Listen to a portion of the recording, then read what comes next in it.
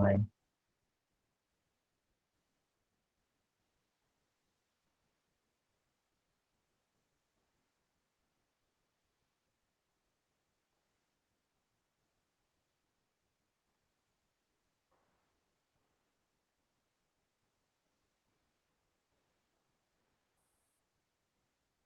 Nah, screen sharingnya udah kelihatan ya? Sudah, Pak. Sudah. Sudah, Pak. Nah, kita kali ini akan membahas tentang analisis laporan keuangan dan rasio keuangan. Mungkin beberapa dari teman-teman sudah banyak mendapat tentang rasio keuangan atau mungkin sudah beberapa tahu, terutama di mata kuliah manajemen keuangan. Saya kira juga sudah sering dibahas ya tentang analisis laporan keuangan ya, atau apa rasio keuangannya maksud saya. Sudah pernah dibahas belum di mata kuliah manajemen keuangan?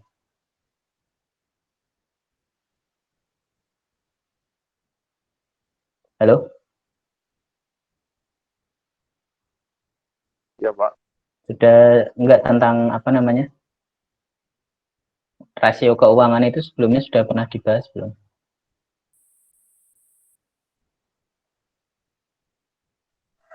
Di di mata kuliah manajemen keuangan misalnya atau mata kuliah yang lain?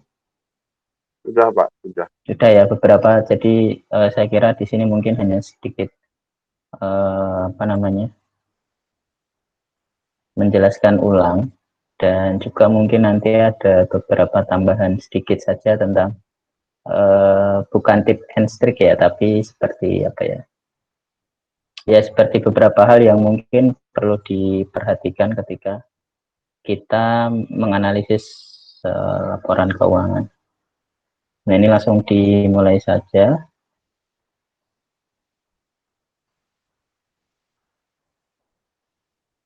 Nah, ini pendahuluan saja ya. Pasti namanya analisis laporan keuangan itu proses evaluasi posisi keuangan dan kinerja perusahaan. Pastinya menggunakan laporan keuangan ya, tidak mungkin menggunakan laporan yang lain. Nah, ini ada beberapa faktor yang mempengaruhi kinerja perusahaan, seperti ekonomi global, ekonomi makro, industri perusahaan tersebut, dan juga perusahaannya sendiri.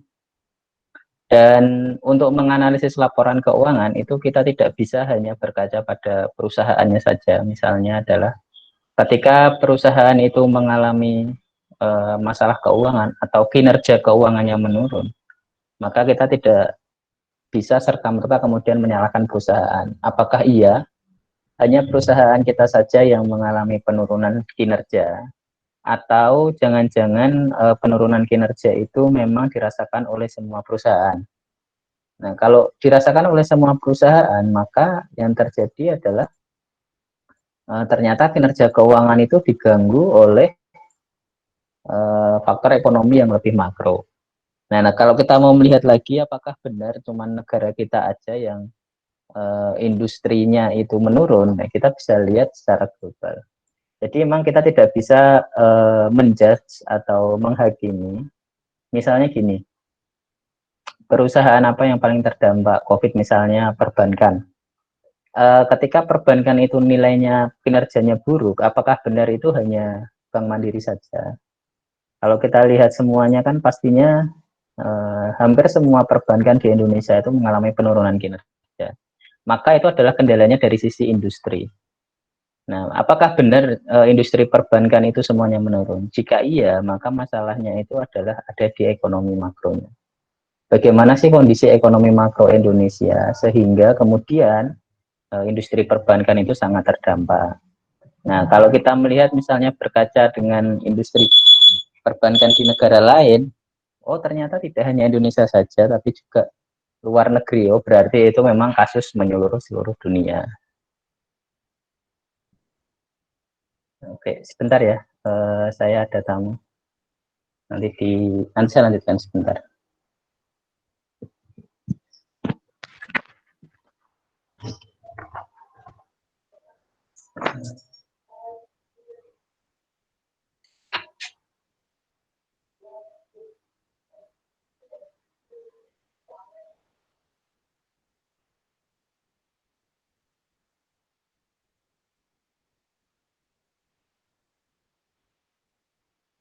Assalamualaikum.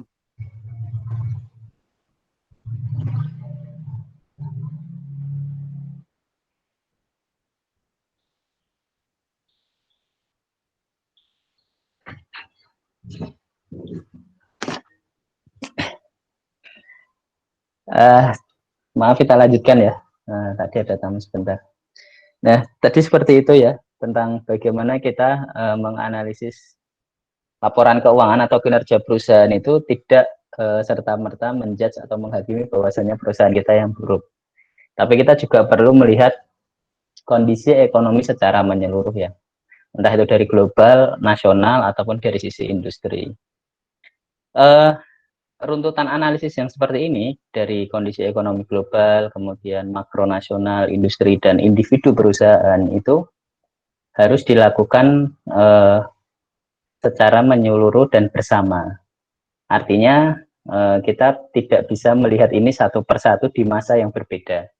Jadi kalau kita mau menganalisis kondisi ekonomi di era sekarang ya, atau kinerja perusahaan tertentu di era sekarang ya, berarti kita harus menganalisis empat-empatnya ini dalam waktu yang bersamaan, seperti itu. Nah, ini pedoman yang saya kira perlu diterapkan kalau misalnya kalian juga ingin berinvestasi, entah itu dalam bentuk saham, obligasi, emas, atau reksadana, atau apapun itu.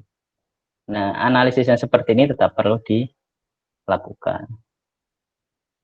Nah, kemudian jenis rasio keuangan, saya kira kalian juga sudah sangat familiar, ada yang namanya solvabilitas, aktivitas, leverage, dan juga profitabilitas. Ya, solvabilitas itu menunjukkan kemampuan perusahaan dalam jangka pendek. Artinya, apakah perusahaan mampu menyelesaikan atau memenuhi kebutuhan operasionalnya dalam jangka pendek.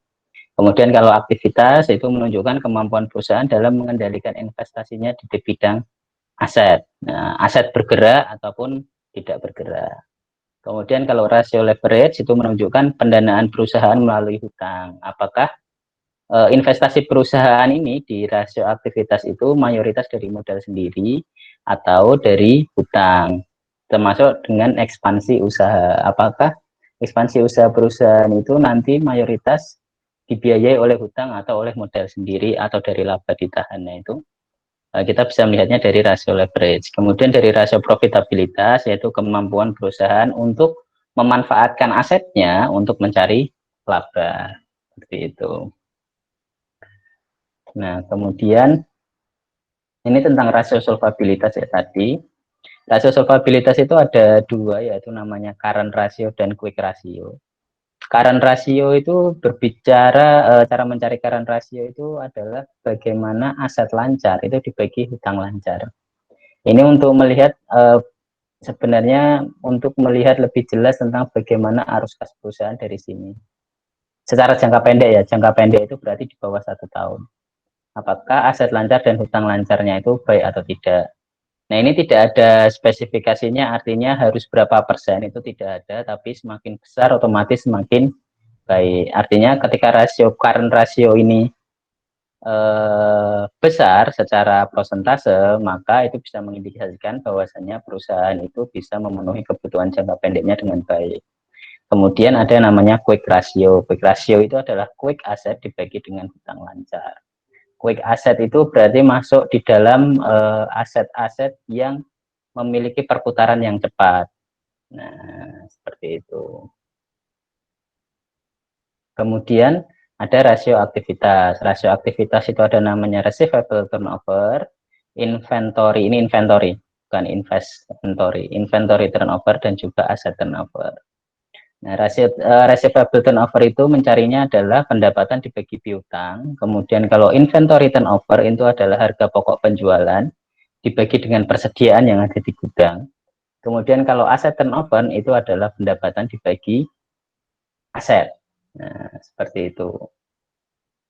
Nah, ini saya kira teman-teman juga sudah sangat familiar tentang rasio-rasio keuangan ini, terutama adalah di rasio leverage juga tadi kita sudah bahas bagaimana kemudian kemampuan perusahaan untuk mengatasi hutangnya. Nah, itu yang pertama ada namanya debt to asset ratio, itu hutang dibagi dengan aset. Kemudian debt to equity ratio itu hutang dibagi dengan ekuitas.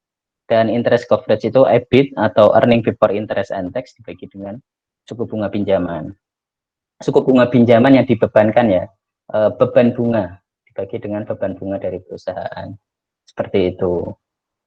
Nah, ini juga dari semua rasio yang ada tadi memang tidak ada nominal pastinya. Artinya kapan sih perusahaan itu dikatakan secara rasio leverage itu sehat atau tidak? Kapan sih sebuah perusahaan dikatakan secara profit itu profitable atau tidak? Itu memang tidak ada panduan yang pasti. Artinya tidak ada nominal yang pas.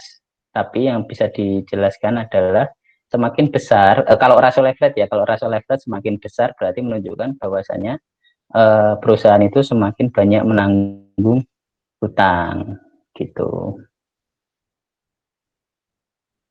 Ini saya matikan aja karena mati lampu jadi nggak ada cahaya yang masuk. Sama halnya dengan debt to asset ratio, debt to equity ratio, dan interest coverage. Semakin besar rasio ini, maka semakin menunjukkan bahwasannya perusahaan tersebut memiliki tingkat hutang yang tinggi dibanding dengan modal ataupun asetnya. Nah, ini ada rasio profitabilitas, ada net profit margin, itu rumusnya adalah laba bersih dibagi pendapatan. Kemudian ada gross profit margin, itu EBIT dibagi dengan pendapatan, dan juga return on asset. Sebenarnya masih ada lagi, ada return on equity, dividend payout ratio, dan retention ratio.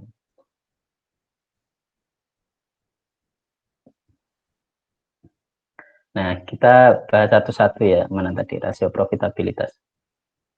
Sama seperti rasio yang lain, rasio profitabilitas ini juga tidak ada prosentase yang pasti untuk menunjukkan apakah suatu perusahaan itu dikatakan profitable atau tidak. Yang jelas semakin besar rasio ini, rasio profitabilitas, itu maka perusahaan dianggap semakin mampu untuk mengelola asetnya sehingga menjadi laba. Nah, itu yang perlu kita perhatikan. Nah, rasio-rasio ini perlu sangat dicermati ya, dari mulai rasio aktivitas, rasio leverage, dan juga rasio solvabilitas untuk melihat apakah perusahaan yang akan kita investasikan atau perusahaan yang sedang kita analisis ini memiliki kinerja keuangan yang baik atau tidak. Seperti itu. Nah, di dalam analisis rasio keuangan atau analisis laporan keuangan itu ada beberapa metode ya. Yang pertama itu ada namanya analisis tren, kemudian common size, dan juga indeks. Sebenarnya ini bukan metode, tapi ini adalah alat untuk memudahkan kita membaca laporan keuangan. Nah, misalnya adalah pada analisis tren ya. Pada analisis tren itu kita bisa lihat tren dari laporan keuangan perusahaan, apakah tren perusahaan sedang naik ataukah turun, sedang uptrend atau downtrend. Nah, ini bisa dilihat dari laporan laba rugi dan neraca. Contohnya seperti ini adalah analisis tren laba rugi ya. Ini ada tahun 2009 dan 2010. Jadi kita membandingkan antara dua laporan laba rugi 2 tahun ini. Nah, dari sini kita bisa melihat, oh ternyata laba kotornya naik, kemudian biayanya juga naik, laba bersihnya juga naik. Nah, dari sini kan kita bisa melihat, oh kok semuanya jadi naik ya. Berarti selama 1 tahun itu biaya operasional juga naik. Kita belum bisa mengurangi biaya operasional misalnya. Seperti itu. Nah, sama juga ini kalau analisis tren yang neraca. Sama kita membandingkan 2 tahun, 2 periode masing-masing. Nah, kita bisa melihat apakah trennya itu cenderung naik atau turun dari sisi aktiva ataupun pasiva. Nah, dari sisi aktiva ini mengalami kenaikan, kita bisa lihat asetnya tahun 2009 itu 98.000, sementara 2010 110.000. Dari sisi neraca juga sama. Nah, oh ternyata perusahaan sedang mengalami tren yang bagus. Kalau nanti trennya menurun, ya itu bisa dilihat dari analisis trennya. Nah, kemudian analisis common size. Nah, kalau analisis common size ini memang agak sedikit berbeda dengan tren. Analisis common size ini merubah angka-angka yang ada dalam neraca dan laporan laba rugi menjadi presentase berdasarkan dasar tertentu. Nah, untuk angka-angka yang ada di neraca, common base-nya itu adalah total aktiva. Dengan kata lain, total aktiva dipergunakan sebagai 100% untuk angka-angka dalam laba rugi penjualan itu sebagai 100%. Nah, ini contohnya. Nah, ini adalah analisis common size dari rugi laba atau laba rugi dan juga neraca. Jadi tadi yang dikatakan bahwasanya semuanya itu common base-nya itu adalah di penjualan. Nah, maka penjualan itu kita katakan 100%, kita tulis 100%. Nah, prosentase yang ada di bawahnya ini, seperti harga pokok penjualan, laba kotor, itu adalah prosentase dari total penjualan. Jadi, kalau kita bisa lihat misalnya, total biaya operasi kita 33%. 33% dari mana? Dari semua penjualan yang ada, dari 100% penjualan. Nah, kita bisa lihat sebenarnya prosentasenya besar atau tidak besar. Oh, ternyata tidak sebesar laba kotor kita. Laba kotornya berapa? 39%. Nah, seperti itu. Jadi, ini hanya untuk memudahkan sebenarnya di analisis common size di sini itu untuk melihat seberapa besar sih prosentase kita dari item-item yang ada di laba rugi. Seperti itu. Nah, kalau dari sini nanti kita bisa lihat aja, bisa lebih mudah membacanya. Apakah biaya operasional kita besar? Sebenarnya berapa persen sih biaya operasional kita dari penjualan kita? Nah, itu kita bisa lihat dari sini. Oh, ternyata yang paling besar dari operasi itu adalah gaji. Dia memakan kurang lebih tahun 2009 itu 15% dari total penjualan. Bisa nggak kita bikin target misalnya tahun depan jadi gajinya itu 10% saja. Nah, kalau gajinya mau 10% dari penjualan, caranya gimana? Apakah kita mem-PHK beberapa orang agar biaya gajinya turun, atau kita menambah penjualan? Nah, itu kan anu ya, trade off ya, dilema ya. Kalau misalnya kita punya apa namanya, punya evaluasi bahwasanya tahun depan pokoknya prosentase biaya gaji terhadap penjualan itu 10%. Berarti yang perlu digenjot apa? Ya penjualannya dong, bukan kita mem-PHK karyawannya. Nah, seperti itu. Nah, itu kan kita bisa lihat dari sini untuk memudah nanti memutuskan kebijakan perusahaan ini mau larinya kemana dan di mana. Seperti itu. Nah, kemudian di neraca juga sama. Kalau di neraca itu 100%-nya ada di total aset atau total aktiva. Nah, ini yang di sisi aktiva, yang di sisi pasiva otomatis utang dan ekuitas. Kita bisa lihat komponen terbesar dari aset itu disumbang oleh apa?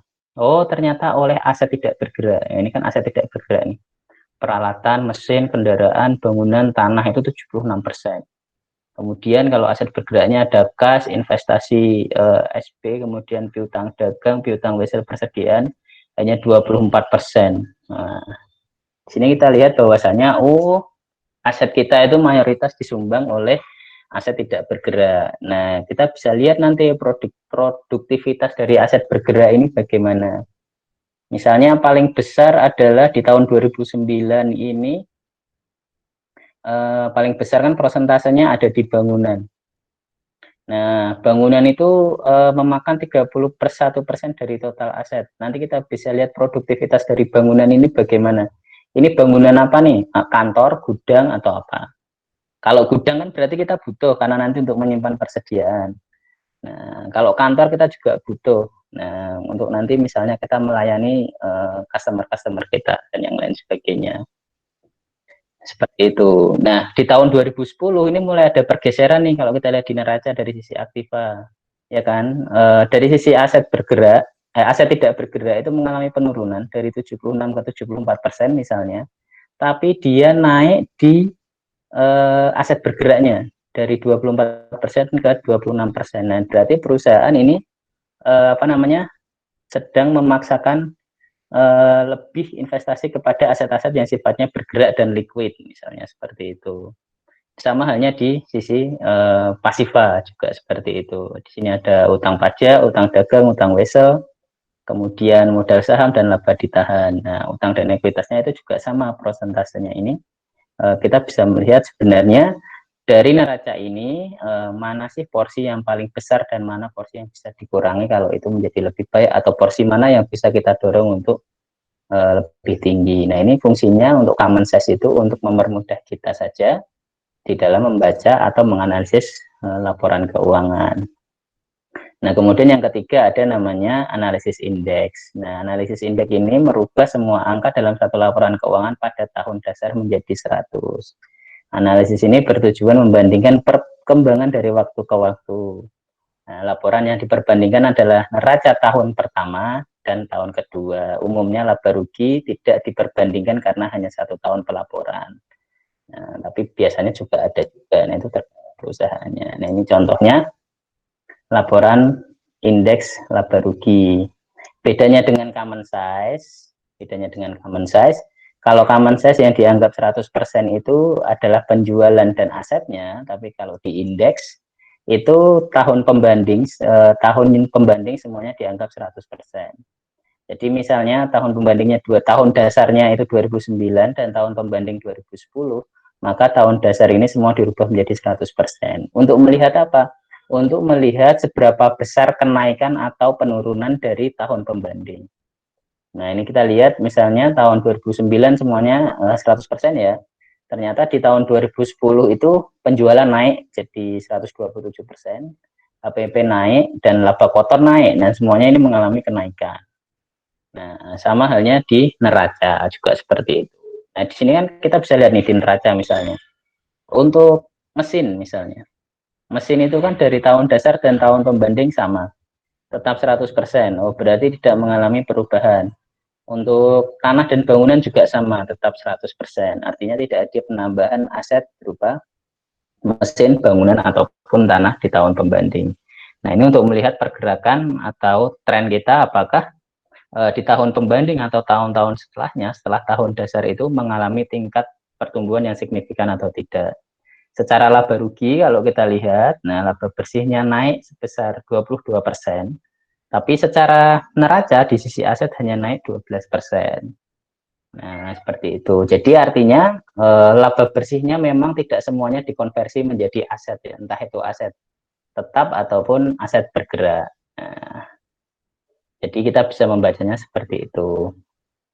Nah, ini yang perlu diperhatikan dari analisis laporan keuangan tadi yang sudah saya sempat jelaskan di awal, bahwasanya untuk melihat apakah perusahaan tersebut sedang mengalami uptrend atau downtrend, maka perlu dibandingkan dengan perusahaan lain dalam industri yang sama. Jadi kalau kita sedang melihat atau menganalisis perusahaan Unilever misalnya, ya kita harus membandingkannya dengan perusahaan yang industrinya sama dengan Unilever, misalnya Danone atau mungkin Indofood atau mungkin Java dan yang lain sebagainya. Nah, kalau misalnya kita sedang menganalisis laporan keuangan perbankan misalnya Bank Mandiri, ya kita harus bandingkan dengan perusahaan yang industrinya sama seperti BNI, kemudian BTN, BCA dan yang sebagainya. Jangan dibandingkan Mandiri dengan Unilever. Nah, itu kita nanti akan keliru membaca kondisi perusahaan dan tren perusahaan karena industrinya berbeda.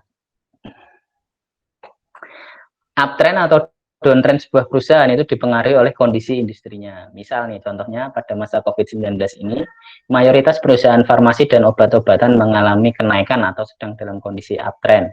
Karena industri farmasi sedang fokus terhadap vaksin dan juga obat-obatan untuk COVID-19. Artinya ya demand untuk adanya vaksin kan sangat besar di pandemi ini. Jadi perusahaan farmasi dipaksa untuk mengeluarkan produk-produk itu. Nah, sehingga kondisinya sedang uptrend. Ada juga yang kondisinya sedang downtrend dan mayoritas memang downtrend ya. Perbankan itu downtrend, kemudian konsumer itu juga downtrend, manufaktur juga downtrend, konstruksi juga downtrend. Nah, itu kita harus melihat dari sisi industri kalau mau membandingkan perusahaan. Nah, kemudian yang perlu diperhatikan yang lain adalah rasio keuangan lembaga keuangan dengan non lembaga keuangan. Nah, ini yang mungkin agak sedikit berbeda. Pada dasarnya, rasio keuangan lembaga keuangan bank dan non-bank. Jadi lembaga keuangan itu ada yang bank, ada yang non-bank. Kalau lembaga keuangan non-bank itu kayak misalnya asuransi, kemudian reksadana, kemudian pegadaian, kemudian apalagi lembaga keuangan mikro dan yang lain sebagainya itu termasuk di dalam lembaga keuangan non-bank.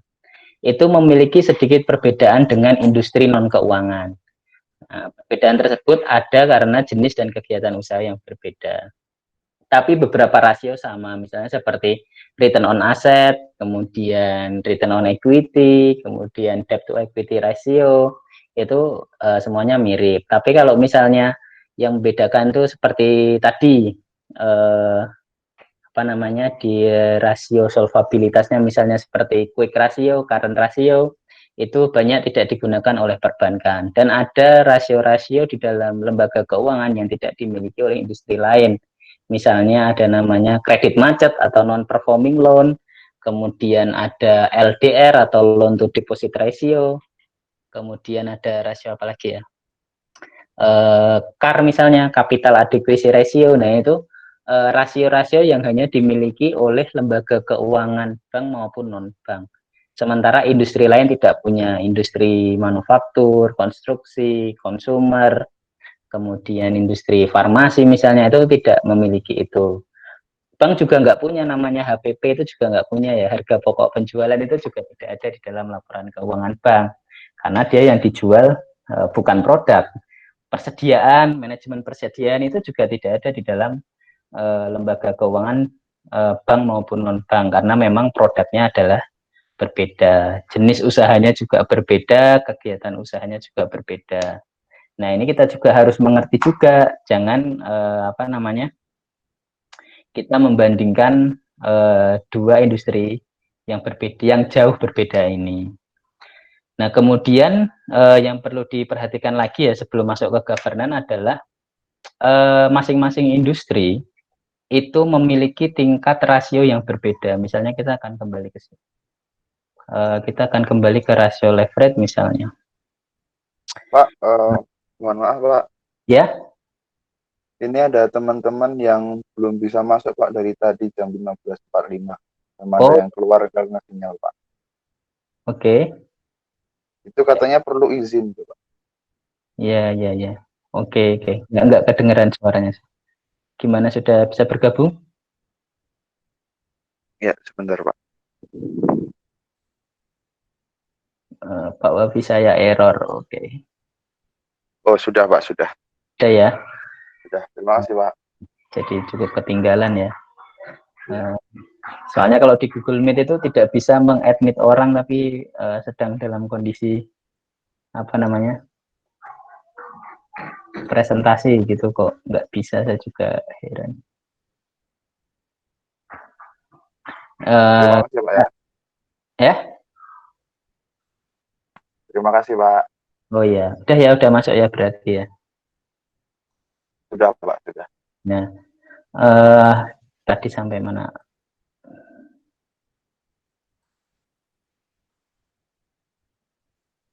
Nah, kelihatan ya, masih kelihatan ya presentasinya ya.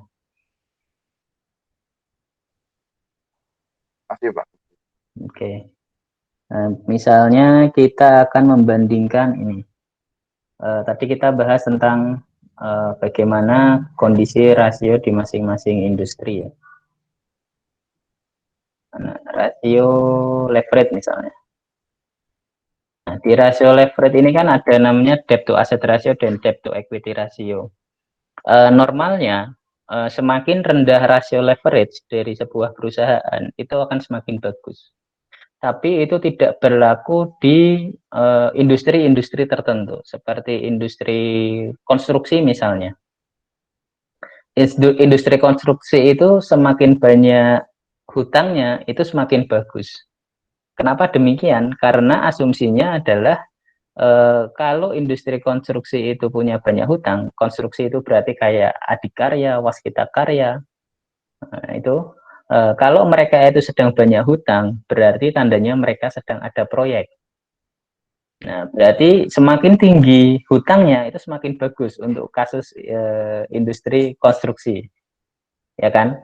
Seperti itu. Karena sangat tidak mungkin sekali dan sangat jarang sekali ada industri perusahaan konstruksi yang memiliki rasio leverage yang rendah.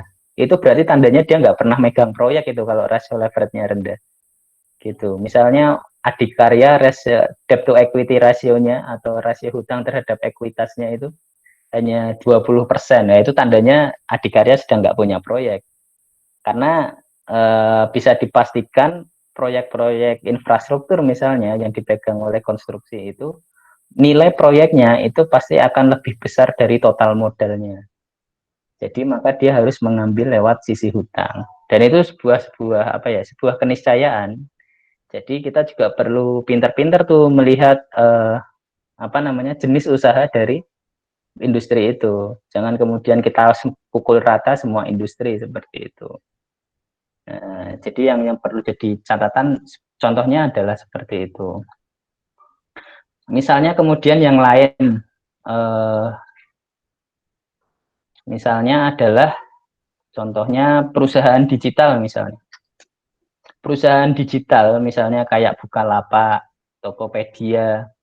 Nah, itu perlu dicurigai atau perlu kita pandang rendah kalau seandainya return on assetnya sangat tinggi ya.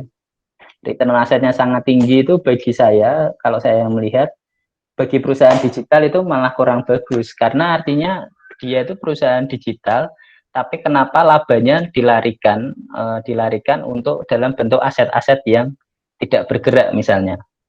Bangun gedung dan sebagainya itu nanti tidak akan produktif karena digital itu concernnya itu adalah digitalisasi, concernnya adalah ke sisi jaringan, dari sisi misalnya dari sisi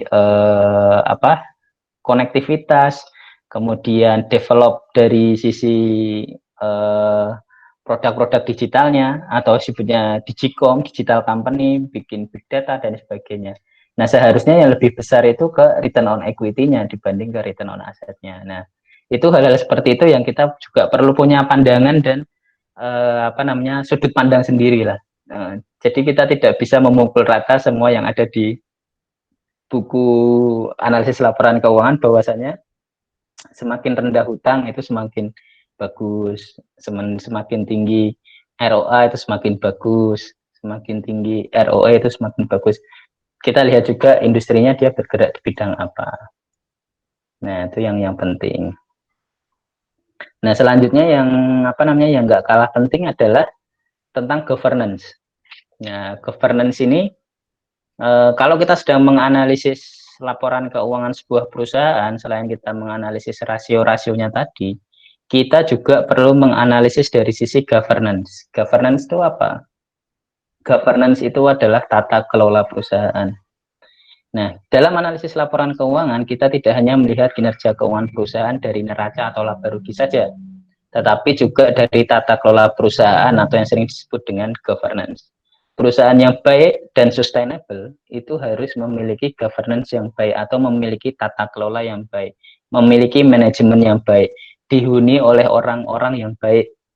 Salah satu indikator tata kelola yang baik adalah adanya indeks GCG atau Good Corporate Governance yang biasanya dilampirkan dalam laporan keuangan tahunan. Indeks diawali dengan nilai 1 sampai 4, semakin tinggi maka semakin baik tata kelola perusahaan tersebut.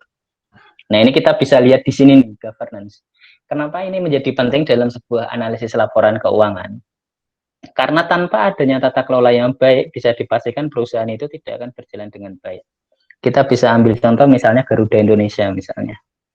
Garuda Indonesia itu satu-satunya BUMN yang nilai sahamnya itu paling rendah dan selama 15 tahun tidak pernah memiliki keuntungan. Dan bahkan kemarin sudah ketangkap ternyata ada korupsi di dalam tubuh Garuda Indonesia ya. Korupsi itu sudah menjamur dari 2005 hingga 2019. Artinya sudah 14 tahun jajaran direktur dan direksi di Garuda Indonesia itu menjalankan praktek-praktek manajemen yang tidak sehat. Nah, itu yang perlu kita tahu. Jadi kalau kita mau menganalisis perusahaan, nanti misalnya kita mau investasi di salah satu perusahaan, lihat direkturnya siapa, direksinya siapa, apakah punya riwayat korupsi atau tidak, apakah punya riwayat yang baik atau tidak, itu kita perlu lihat dari sisi governance-nya. Dan good corporate governance ini itu nanti kita bisa jadikan acuan apakah sebuah perusahaan itu nanti menjadi sustain atau tidak. Sustain itu artinya perusahaan ini akan tetap berjalan atau akan tetap ada dalam rentan waktu yang lama. Nah, apa namanya, konsentrasi para peneliti atau akademisi atau praktik-praktik manajerial governance ini mulai banyak diperbincangkan itu sejak awal tahun 2000-an sebenarnya, awal mulai dibentuk, orang mulai concern tentang tata kelola dari sebuah perusahaan. Ternyata rasio keuangan perusahaan itu belum bisa menjelaskan apa-apa tentang perusahaan tanpa kita menganalisis dari sisi governance-nya. Dan GCG itu adanya hanya setahun sekali di laporan tahunan. Jadi tidak ada GCG yang bulanan, itu tidak ada. Dan sampai sekarang pembahasan tentang governance itu terus dilakukan. Seperti itu. Bahkan ini menjadi salah satu topik skripsi yang menarik menurut saya. Kalau dari teman-teman ada yang ingin membahas tentang governance atau good corporate governance dari perusahaan-perusahaan yang ada di Indonesia, entah itu perbankan, manufaktur, konstruksi, dan yang lain sebagainya. Ya kita bisa ambil contoh simpelnya adalah Garuda Indonesia itu tadi. Tanpa governance yang baik, maka perusahaan juga akan berjalan tidak baik. Yang lebih ekstrim misalnya adalah kasus Bank Senturi misalnya. Nah, Bank Senturi itu kan sampai diberhentikan ya, dicabut izin kemudian ditutup. Karena apa? Karena uangnya dibawa lari oleh pemiliknya. Jadi bantuan yang dikeluarkan oleh Bank Indonesia itu dibawa lari oleh pemilik dari Bank Senturi, tapi tidak untuk menyelamatkan nasabah-nasabahnya, tapi malah dibawa lari sendiri. Nah, itu adalah bagian dari governance atau tata kelola dari perbankan. Kasus yang baru misalnya, kasus yang baru bagaimana salah satu atlet e-sport yang kehilangan uang 20 miliar ya di Maybank, depositonya dia sebagai nasabah prioritas karena ulah oknum kepala cabang. Nah, itu menunjukkan bahwasannya Maybank itu tidak punya governance, sistem governance yang baik. Karena tidak ada kontrol dari direktur direksi sampai akhirnya si kepala cabang ini punya celah untuk melakukan apa namanya, penyalahgunaan wewenang itu tadi. Itu yang baru-baru ini, dan sebenarnya masih banyak, cuman tidak terekspos di media. Yang lebih ekstrim lagi, governance ini juga tidak hanya diteliti atau digunakan untuk menilai tata kelola sebuah perusahaan saja, tapi juga untuk melihat tata kelola dari pemerintahan. Ya, jadi tidak hanya good corporate governance, tapi juga good government governance ya. Jadi bagaimana tata kelola pemerintahan itu juga harus baik. Untuk apa? Untuk menjalankan apakah nanti kemudian bangsa ini itu akan berjalan dengan baik atau tidak. Ya, kasus yang terbaru di pandemi, uang bansos dikorupsi, kemudian korupsi dari jual beli benih lobster dan yang sebagainya, itu menunjukkan bahwasanya pemerintahan kita belum memiliki tata kelola pemerintahan yang baik, belum memiliki governance yang baik. Seperti itu. Nah, ini hal-hal yang sering dilupakan dalam analisis laporan keuangan ya. Satu, industri, kemudian yang kedua rasio keuangan lembaga keuangan dengan non lembaga keuangan, dan juga governance atau tata kelola. Seperti itu. Nah, sampai di sini ada yang ingin ditanyakan, kita langsung berdiskusi saja. Silahkan dari teman-teman. Jika ada yang ingin dipertanyakan, bisa langsung menghidupkan mikrofonnya dan bertanya. Pak, Ya. saya ingin tanya, buat perbedaan tadi, untuk perbedaan analisis tren sama analisis indeks tadi itu yang kayak gimana Pak ya? Analisis tren dan analisis indeks, oke. Analisis tren, saya langsung saja ya, langsung saya jawab ya. Kalau analisis tren itu kita hanya melihat tren dari neraca keuangan dan laba rugi, Mas. Artinya kita hanya membandingkan secara nominal. Misalnya ini tren neraca tahun 2009 dan 2010. Itu kan kita hanya melihat apakah secara nominal itu mengalami kenaikan atau penurunan. Misalnya dari sisi aset, memiliki kenaikan sebesar berapa? 12.000, dari 98.000 ke 110.000. Jadi hanya secara nominal. Tapi kalau indeks, nah kita bisa melihatnya dari sisi prosentase. Seperti itu. Sebenarnya kenaikan atau penurunannya itu berapa persen sih? dari tahun sebelumnya atau dari tahun dasar. Seperti itu saja. Itu perbedaannya hanya sesimpel itu. Gitu. Kalau common size itu melihat pertumbuhan tapi dari tidak hanya dari dari tahun dasar dan tahun pembanding, tapi mengacu pada acuannya aset kalau di neraca. Kalau di laba rugi acuannya adalah penjualan. Sebenarnya prosentase item-item aset itu memakan berapa besar atau berdampak berapa besar dari total aset yang kita miliki. Seperti itu Mas Aris, ada yang kurang jelas? Sudah, Pak. Sudah. Oke, dari teman-teman yang lain?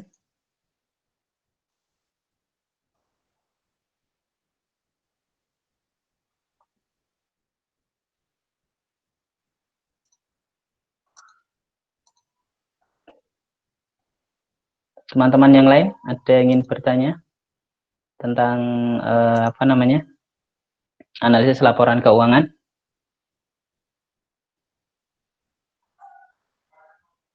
Tidak ada? Atau masih ada?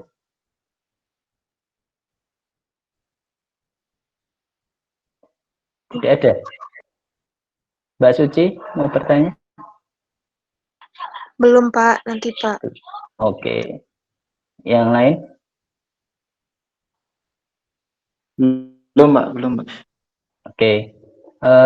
Kalau tidak ada yang bertanya, berarti minggu depan kita kan sudah selesai ya materi ya. Minggu depan kita bisa melakukan kuis. Kuisnya nanti adalah sifatnya online. Jadi soal bisa di-download dan kemudian bisa dikerjakan dan bisa di-upload semuanya melalui Google Classroom. Kuis akan saya upload jam 3 atau setengah 4 dan nanti langsung dikerjakan dan langsung dikumpulkan pada saat itu juga sampai pukul 5 atau setengah 6. Materi kuisnya nanti dari pertemuan kedua ya, jadi setelah UTS pertemuan ke-9 sampai terakhir ini. Ini untuk persiapan nanti kita UAS. Setelah itu minggu selanjutnya kita sudah tidak ada kelas, jadi nanti sifatnya adalah diskusi terbuka melalui Google Classroom atau melalui WA Group.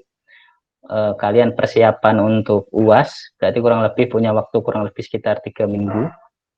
Silahkan hal-hal yang kalian belum paham dan hal-hal yang ingin kalian tanyakan. Saya sangat terbuka jika kalian ingin mengajak diskusi apapun, termasuk jika ingin berdiskusi soal tugas akhir atau skripsi, saya sangat welcome sekali. Artinya boleh melalui WA secara pribadi boleh, di grup juga boleh, seperti itu. Kemarin juga sempat ada yang diskusi soal skripsi dan bagi saya tidak masalah, seperti itu. Jadi tidak hanya terfokus tentang tentang mata kuliah ini ya, tapi jika kalian ingin menanyakan sesuatu dan berdiskusi secara terbuka boleh. Tapi kalau ingin bertanya tentang materi, ya boleh saja. Misalnya Pak, saya kurang paham soal saham, obligasi, atau apapun itu, kalian bisa tanyakan juga. Begitu. Ada yang mau ditanyakan sampai sini? Jadi sudah clear? Ini nanti materinya akan saya upload di Google Classroom untuk bahan kalian belajar. Kemudian minggu depan kita akan ada kuis, materinya dari pertemuan 9 sampai sekarang. Artinya pertemuan setelah UTS sampai sekarang. Sifatnya online di Google Classroom. Gitu.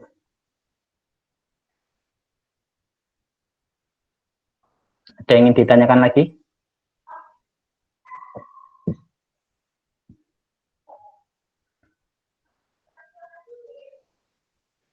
Tidak ada?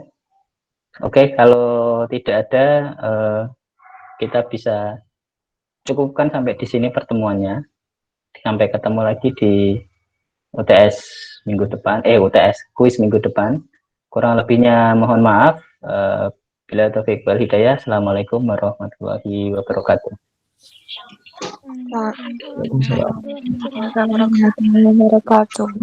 Terima kasih, Pak.